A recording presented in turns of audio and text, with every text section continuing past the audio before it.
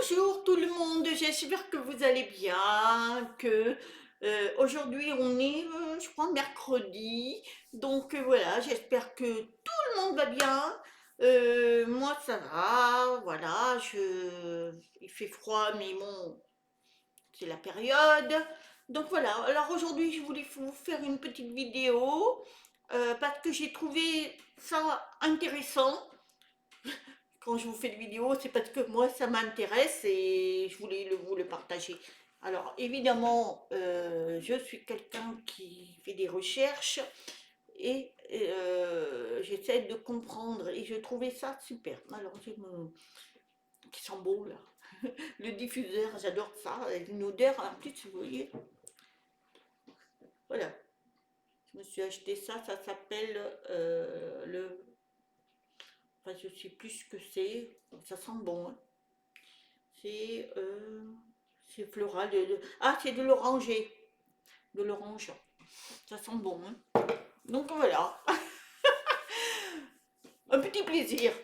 Allez, on y va. Alors, les étapes de la spiritualité, parce qu'on a plusieurs étapes, et comment on se définit quand c'est comme ça, parce que la spiritualité, c'est quand même complexe. Parce qu'il y en a qui disent être spirituel, mais il faut savoir, c'est un long chemin. Ça ne se fait pas du jour au lendemain. Donc, on va commencer par l'appel. Quand vous avez la spiritualité, moi avant, on a tous cette spiritualité, c'est-à-dire la bonté, la générosité.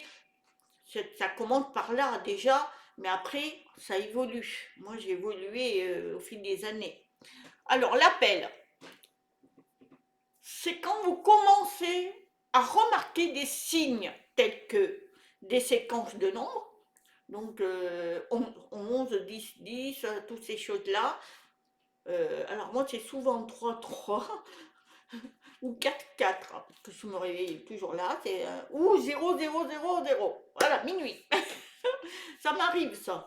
Donc, si vous avez des séquences de nombres, des plumes que vous trouvez un peu partout, dans des endroits où normalement pas d'oiseaux, des chants répétitifs, et oui, des fois vous avez, hein, vous entendez des chants constamment, et vous dites là, ça a un message, entre autres. Des fois, un oiseau, au moment où vous attendez même pas, il est au bord de votre fenêtre alors que il ne devrait pas être là. Enfin, il y a plein de petites choses que vous pouvez remarquer, surtout dans les forêts. Alors moi, des fois, quand je me balade, alors ça fait un moment, d'ailleurs, il va falloir que j'y aille, eh bien, on peut trouver des choses bizarres, mais ça arrive. Donc là, c'est l'appel. C'est-à-dire, on commence à vous appeler, à vous ouvrir. Ensuite, il y a l'acceptation. L'acceptation. Donc, dès que l'instant où vous avez de plus en plus ces signes que vous trouvez, eh bien, ce ne sont pas des coïncidences, hein, ça, voilà, c'est un appel, et là, on va accepter cela. C'est une direction divine, c'est-à-dire qu'on vous dirige là, et on va vous mener au chemin que vous devez parcourir, en ayant le libre arbitre, attention, on va vous guider, à vous de le suivre. Ça ne sera pas facile parce que il va y avoir des situations difficiles, des épreuves dans votre vie, mais ils sont là pour vous guider à travers ces signes-là. Donc vous pouvez avoir des difficultés dans les relations familiales, amis, l'amitié, le travail, les maladies, toutes ces épreuves sont là, évidemment, pour chacun de nous. Donc, à travers ces situations-là, eh bien, on va s'ouvrir. Voilà, on va accepter parce qu'on aura de temps en temps des signes. C'est pour nous guider. Quand vous faites des choses, vous avez la maladie, des fois, ben, vous trouvez des plumes, c'est qu'ils sont là pour vous aider. Il faut comprendre à ce moment-là. T'inquiète, on est là pour toi. Voilà, c'est ça. Donc ça, c'est accepter. Quand vous avez accepté ça, que ce sont des signes, vous pouvez, c'est bon. Là, après, c'est la préparation. Alors, qu'est-ce que ça fait la préparation? Cela se manifestera par des rêves vifs ou lucides. Et oui, et moi j'ai commencé par ça. Des rêves, mais je croyais que je les vivais. Et en réalité, c'était des rêves. Et je me réveillais, je m'en souvenais. Et c'était très fort.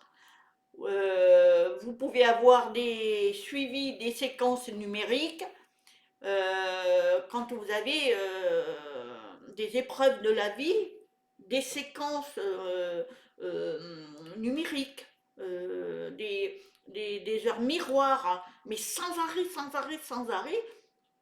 C'est que là, c'est la préparation. On vous prépare. Hein. Alors,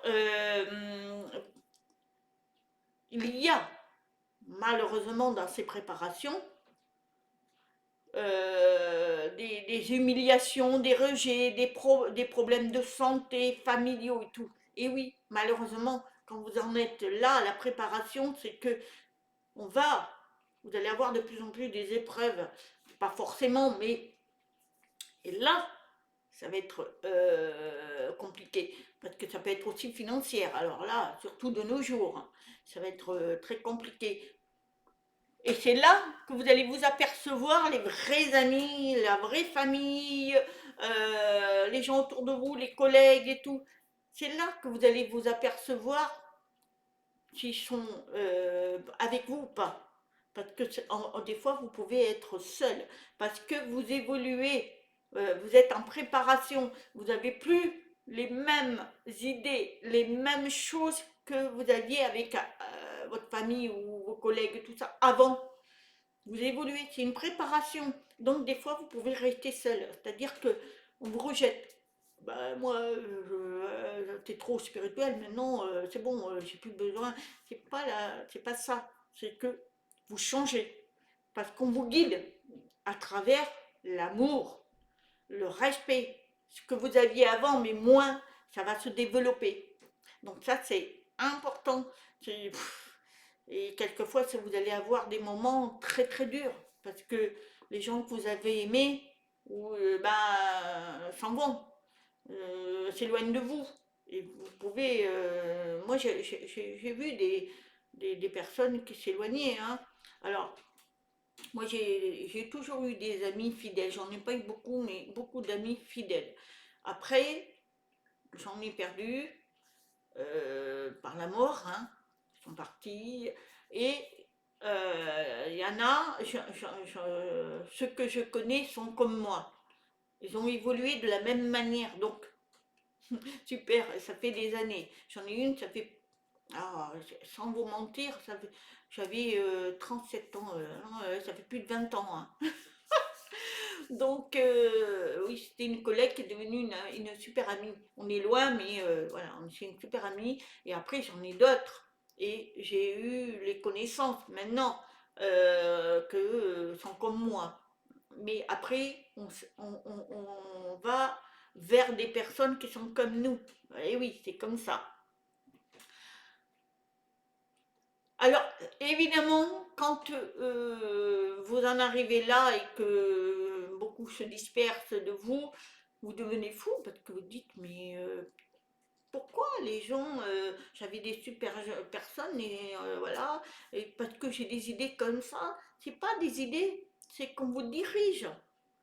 La vraie histoire, c'est l'amour, c'est ça. Et quand on en arrive là, c'est que vous avez décidé euh, de choisir ce chemin. Mais on vous pousse avec le libre arbitre et vous y arrivez. Donc, quand vous rentrez dans ce processus de préparation, c'est que vous commencez à guérir de vous-même à l'intérieur. Vous êtes en train de commencer à respecter la nature, à ne plus penser au passé et au futur, de vous guérir de vos traumatismes, et de désirer des choses que vous ne désirez plus, ce que vous désirez avant. vous êtes plus matérialiste, vous mangez moins de viande, vous êtes plus dans l'amour, le partage, alors qu'avant vous étiez moins, vous étiez plus égoïste, là vous l'êtes plus. Voilà, ça ce sont des préparations. Donc ça veut dire que vous êtes en train de vous guérir intérieurement. Il faut vous lâcher, laisser prise. Et après, vous avez l'ascension. Alors là, l'ascension, c'est quoi? C'est quand vous arrêtez de vouloir contrôler tout et tout le monde. C'est-à-dire, voilà, ça sera comme ça sera pas comme ça. Parce que chacun est libre. Moi je suis mariée à un homme depuis plus de 26 ans. Ça fait, oui, voilà, oh, je ne me rappelle plus. 27 ans. Et il n'a pas les mêmes idées que moi, mais je le respecte. Je ne lui ai pas lui imposé. Au contraire, voilà, lui, il y a des choses qu'il aime. Bien, je le laisse. Par contre, il respecte moi. Quand je fais mes vidéos, je le fais quand il n'est pas là parce que je ne veux pas l'embêter quand il est là. Et puis il a tendance à ouvrir la porte, à parler, ça me coupe. Alors je préfère pas. Et puis il n'a pas les mêmes idées que moi. Quoique, depuis, il commence à comprendre. Mais bon, moi je le laisse. C'est ça. Avant, on contrôlait. Dans notre famille, les enfants en plus. Et moi, les enfants, avant, je les contrôlais. Non, tu ne devrais pas faire ça, il faut que tu fasses ça, ça, ça, ça, ça. Maintenant, je leur laisse. C'est leur libre arbitre. Et si ça leur plaît et que moi, ça ne me plaît pas, c'est leur choix. Et c'est ça qu'il faut faire. Et c'est là qu'on s'aperçoit qu'on guérit et on ascensionne. Euh, Tous ces blessures, ces expériences passées de l'enfance, euh, vous revenez à vous, mais vous l'avez soigné, vous l'avez guéri. Parce que quand on était enfant, on grandissait en fonction de ce que nos parents nous ont éduqués, et nous, on guérit de tout ça. Parce que des fois, on a une éducation qui ne nous correspond plus, parce qu'on évolue. C'est l'ascension, ça. Et c'est comme ça que nous avons l'amour de soi. Nous nous respectons qu'avant peut-être pas. Il faut se respecter et l'amour grandit, grandit, grandit. Et ça, c'est fabuleux. Et on arrive à étudier la divinité, ce que c'est de l'au-delà. Quand les gens décèdent, eh bien, ce qu'on peut ressentir, bien sûr qu'on est malheureux parce qu'on ne va plus les avoir physiquement, mais on sait qu'ils vont de l'autre côté du miroir, ils sont toujours avec nous, mais on ne peut plus les toucher, donc il faut accepter cela. Excusez-moi. Donc, c'est un processus qui se met en place à la suite de tout. Donc, et puis, sachez une chose, c'est que vous commencez à voir les animaux autrement. Donc, moi j'ai appris, avant je mangeais la viande et tout, et là, terminé, parce que les animaux, ils me touchent, c'est devenu pour moi important de plus les manger, parce que je peux pas, enfin je parle des bœuf, le cochon, enfin tous ces trucs, je peux plus, le poulet, tout ça, moi je peux plus, parce que j'ai un amour pour ces animaux, ils sont très doux. Et maintenant, en plus, il y en a plein dans des vidéos de ça. C'est tellement, et je regarde beaucoup de ça, ça m'apaise.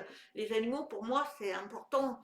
Donc, bon, vous savez que j'ai des chats, ça c'est mon dada. Mais je veux dire, on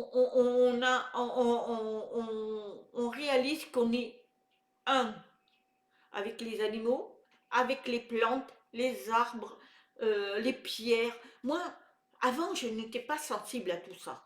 Maintenant, les arbres, les fleurs, je n'arrive plus à cueillir une fleur. Je l'aime tellement cette fleur, alors qu'avant, ça me dérangeait pas. Même une fourmi.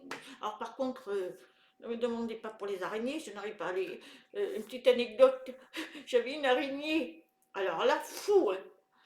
Elle était énorme, hein. Elle était la moitié de la main, hein, avec les pattes, imaginez. Hein. Elle était dans ma salle de bain, sur le carrelage, mais je ne l'avais pas vue de ma douche. Et puis j'étais en train de me démaquiller, tout, et je frôle pour prendre quelque chose. Et quand je reviens, je n'avais pas. Mais quand je vois cette araignée, je crois que de ma vie, mon cœur il allait exploser. Parce que j'ai une phobie des araignées, fou. Et elle était tellement énorme, j'ai pris ma savate, mais non, c'est même pas ma savate, c'était un flacon de produit là, énorme. Je te l'ai écrasé, mais elle a éclaté, mais c'était du liquide qui est sorti. Pour vous dire que je sais pas ce qu'il y avait dedans, mais c'était une horreur. Hein. Mais je n'en pouvais plus, je tremblais à la frôler. Je me suis dit non, non, non, mais c'est horrible ça, c'est horrible. Ça par contre, et pourtant les araignées elles ont autant peur que vous, mais voilà. Pourquoi, qu'est-ce qu'elle faisait là? Parce que j'ai pas d'araignée à la maison, mais là, bon.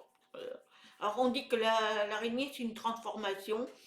En tous les cas, moi, ma transformation là-dessus, niette. Hein. Mais bon, c'est pour vous dire que on change de comportement vis-à-vis des animaux, des arbres, des pierres, des fleurs, tout ça. Moi, pour moi, c'est devenu primordial, c'est la beauté. Donc, quand je me promène, je regarde, je m'émerveille de voir ces fleurs qui poussent. Je supporte plus qu'on piétine et tout. Voilà. Après, c'est une étape à passer et là, on vous teste. C'est-à-dire qu'on va voir comment vous réagissez. Vous évoluez. Et ensuite, après, vos dons se multiplient, tout s'ouvre. Hein. Voilà. Et après, vous avez l'éclairage. Alors, c'est quoi l'éclairage? Vous expérimentez l'étincelle divine qui est en vous, c'est-à-dire vos dons. Voilà. Vos dons commencent à être acquis, vous ouvrez votre intuition, votre troisième œil, vous êtes vous vous ouvrez, c'est un éclairage. Vous comprenez des choses que vous ne compreniez pas avant. C'est ça le truc. Et vous comprenez pourquoi vous êtes sur Terre. Qu'est-ce que sert votre vie. C'est ça. Et là, que vous avez eu un éclairage. Et vous avez une paix intérieure en vous.